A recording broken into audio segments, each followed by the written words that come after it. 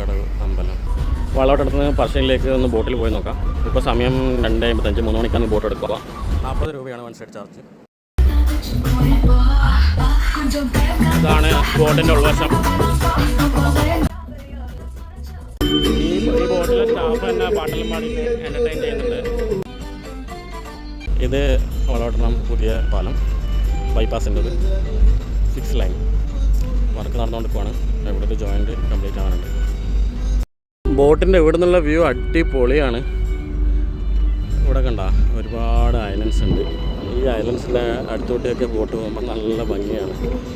ഇതൊക്കെ ആൾപ്പാർപ്പില്ലാത്ത ദ്വീപുകളാണ്. ഇതെല്ലാം കാണുമ്പോൾ പാട്ട ഓർമ്മയാണ്.